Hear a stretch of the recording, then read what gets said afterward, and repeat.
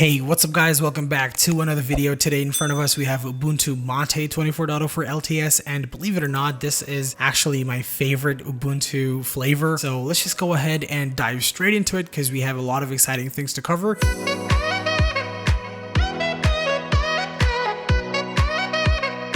Okay, so once you log into MATE desktop, this isn't installed by the way. I'm going to give you a very brief tour on how to install Ubuntu MATE. So let's just go through that and then we can talk about the desktop and the cool things that MATE comes with. So first it'll ask you to choose your language. This is the new installer written in Flutter, which looks really cool. It has tons of accessibility options out of the box for seeing, for hearing, for typing, pointing and clicking, and for zoom. I really love seeing these out of the box, like right as you walk through that door, you're seeing these options for people who have been dealt a bad hand in life. I totally respect Canonical for including these options right in front of the gate for those people. I love you, my brothers and sisters. Next, select your keyword layout. This is American English US, pretty standard. Connect to the internet. We have a wired connection going on right now. And you could have two types of installation, so automated and interactive. Automated installation is if you have a YAML file and you want to have a repeatable system setup. So for example, you're setting this up in a school for 100 kids in your computer lab, you would do this. Going on, we have a minimal installation and we have a full featured Ubuntu MATE desktop. Now, I would have loved to see like a small description along with this, stating actually what would be excluded, like at least the major things, but that's okay, I guess, to keep the aesthetics. They did it like that. Anyway, I think you would prefer to have a full featured Ubuntu MATE desktop installation, so that's all good.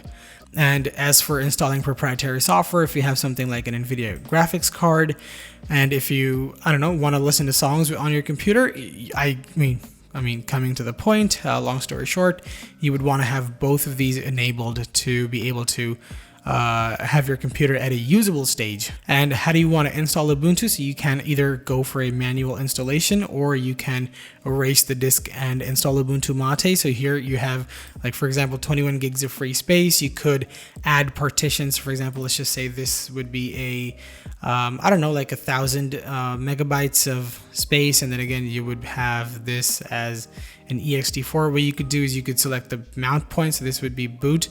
No, not boot. This would be the root partition. So the main place where your operating system and where your home resides. And this would be, I guess, a boot partition, your EFI partition. That's okay. We're not going to do this. You can mess around with it if you want to. We're just going to go ahead, erase disk, and install Ubuntu MATE. So you're going to have to put your name. So it's going to be something like this. And you're going to put your name, whatever you feel like over here, your username, a simple password. So let's just say, for example, this is a little password, and you're going to want to require your password to log in, which is a default option for very good reason. You're going to click next and choose your location.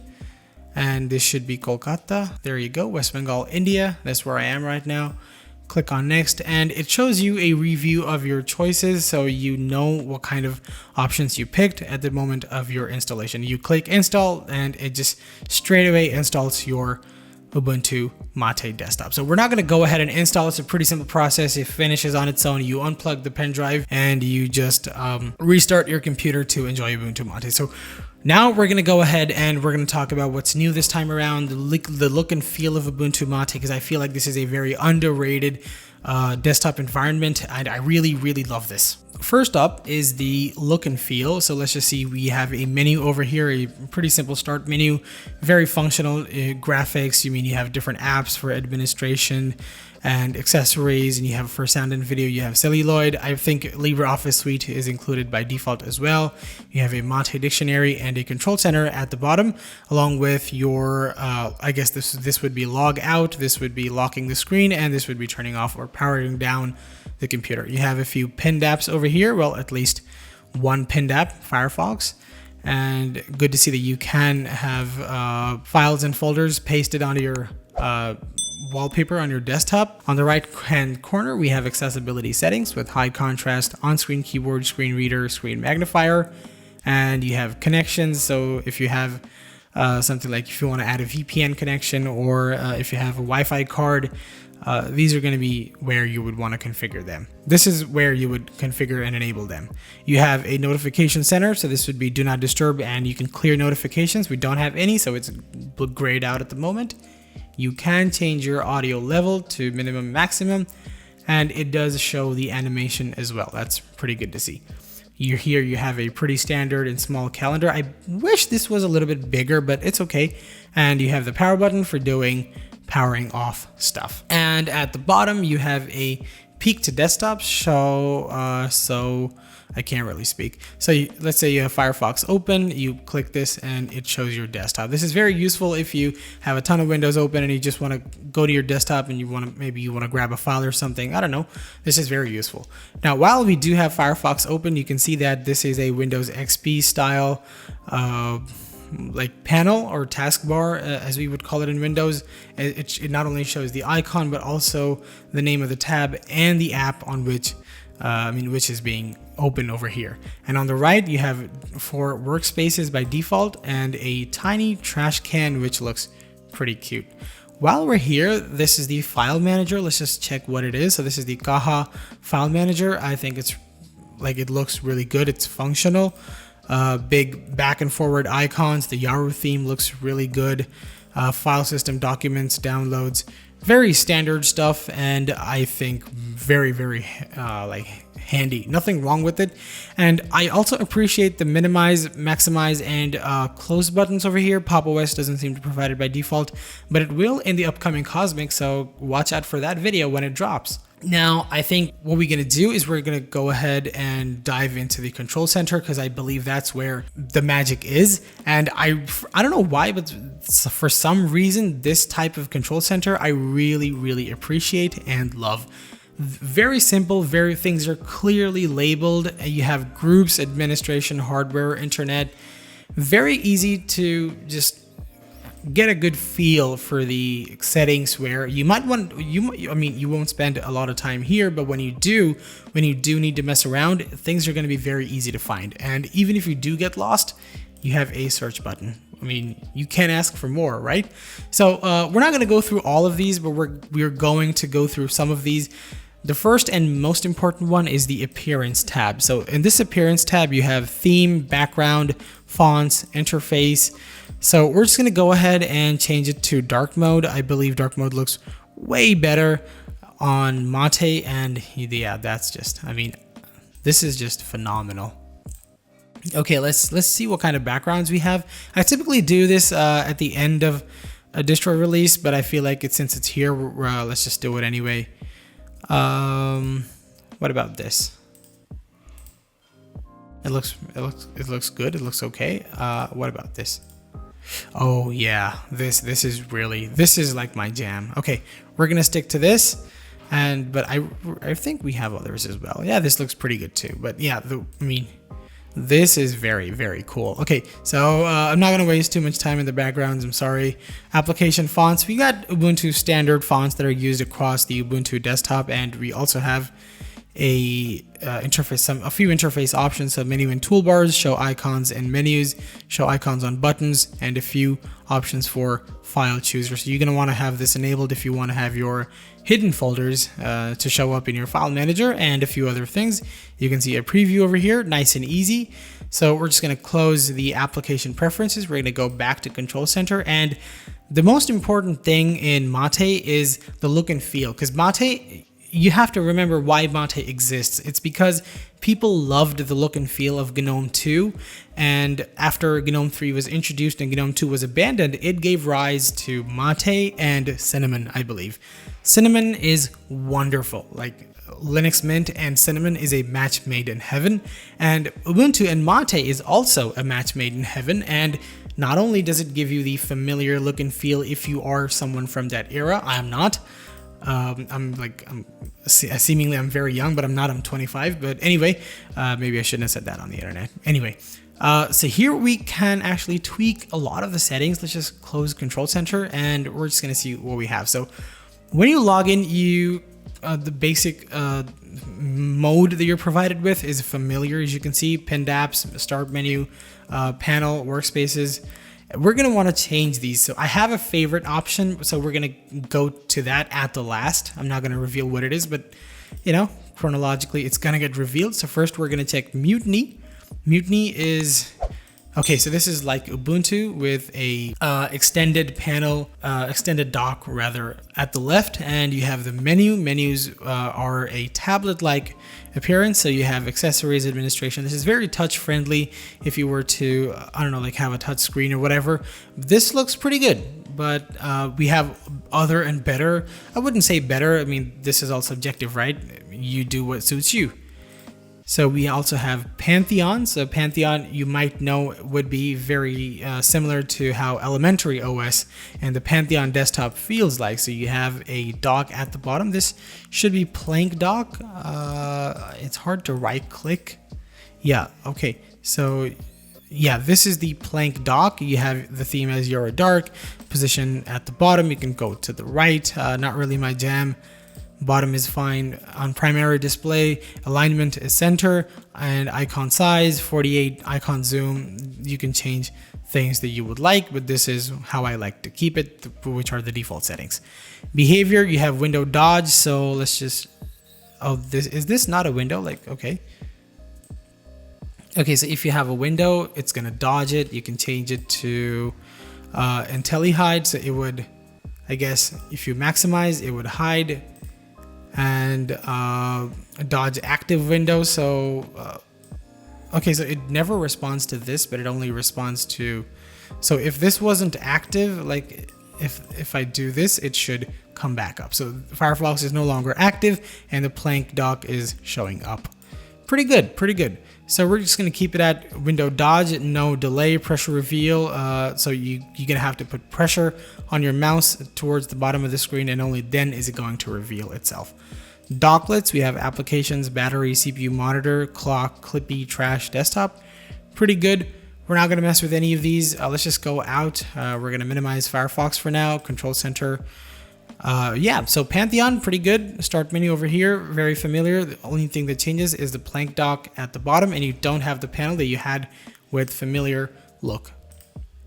Next is Redmond. Now, Redmond will be very familiar to a lot of you. This is basically a re-implementation of how Windows is supposed to look.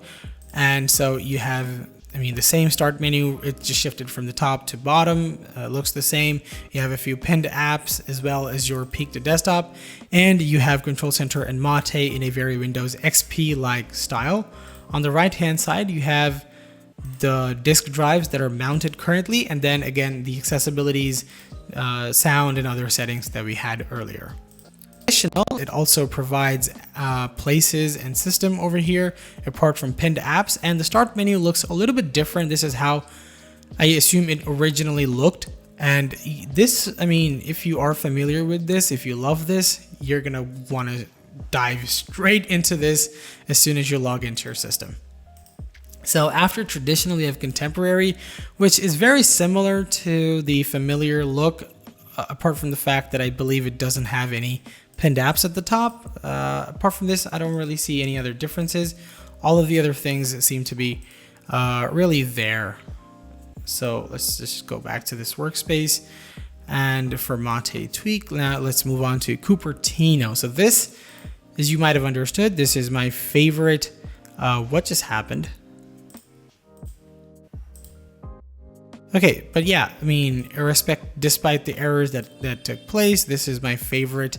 I mean, this is a beta software after all. This is one of my favorite like desktop environment vibes. This is Cupertino. This is from macOS, if you didn't realize already.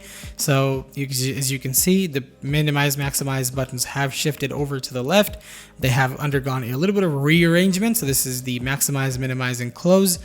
I use macOS for my office, so this isn't really a big surprise for me, but it was the last time when I checked it out, because there is something I really love, which is the universal menu. Now, one thing I don't realize is that Caja is supposed to have the menu over here, but it doesn't. It has them over here for some reason. I'll troubleshoot this later on, but let's just open Firefox. Firefox doesn't have anything. Okay, but the desktop has. So as you can see, desktop, files, documents, music, pictures, video. So you open anything, let's just say for example, terminal. It's interesting why they're showing up here. Maybe I just messed around with the setting. Let's just go to Control Center, and for HUD settings. No, I didn't mess around with any of this. Why is it like this? Let's go to MATE tweak and panel, enable dock, enable pull down terminal, show places. I'm not sure why this is behaving. Enable window snapping, do not show window content when moving windows. I'm not sure why this is happening, but what this is supposed to do is what you saw. So like here, and Ubuntu has experienced an internal error. Fine. I mean, this video is going really good. It's beta software. Maybe this is expected, but it would happen. This is what it would do. The start menu is like this, which you've already seen before, and you would get a universal menu up over here, which is really, really good. Anyway, moving on, let's just go back. No, we're gonna stay at Cupertino. I think this is pretty good. And we're just going to close this. We're going to go to Control Center, and here are a few other things. Okay, so if you have the Plank dock, you can go to Plank Preferences, which I already talked about, so no need for that again. And you also have different assistive technologies. You have file management, so you can change the view, you can change the behavior, the display, list columns, preview, media extensions. Like I said, I'm not going to go through all of these, but they are pretty much self-explanatory. You can add users, you can see your own information. This is the live session user, so it doesn't really have a password. You can change your user manager, so you can add or remove users from here. And also you can, okay, so there are two software update buttons. Only this one, the software updater, is the one that actually checks for updates.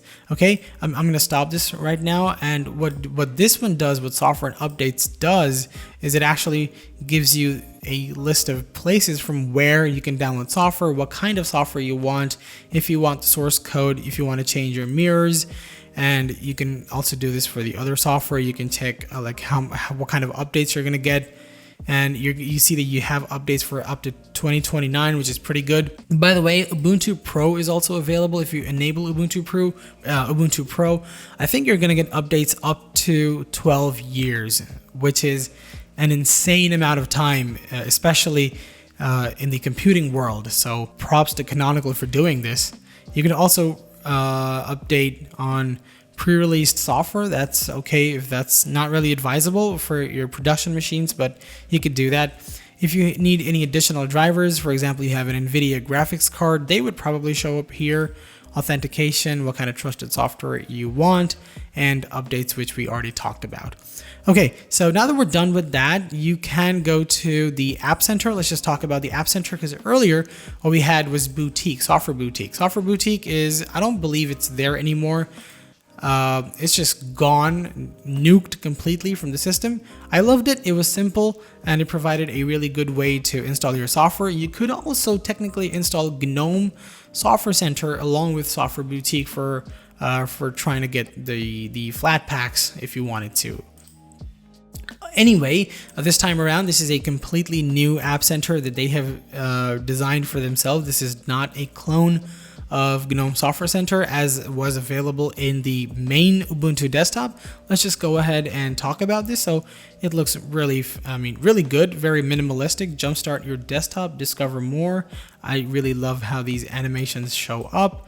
You have a few categories, you have featured snaps, color paint, a few app icons, and you also have gaming icons, Steam, Discord. You would really want to have these if you're a gamer.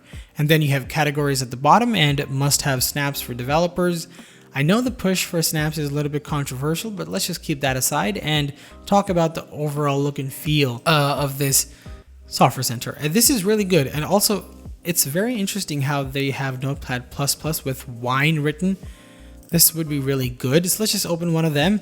And it says 7 MB. This is the latest stable. You can change the channel to Edge or Beta. That is really, really good. If you want to test software, that's fine. And this happens. Sometimes the pictures take a little bit of time to load. This is Notepad++ if you're coming from Windows.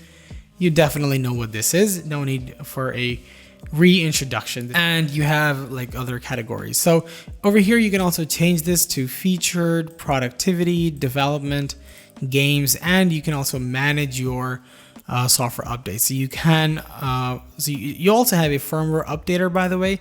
So if you want to update any of your firmware, this is, I think, new for Ubuntu 24.04. So if you have something that needs to be updated firmware wise, pretty much self-explanatory, you can get them done from here.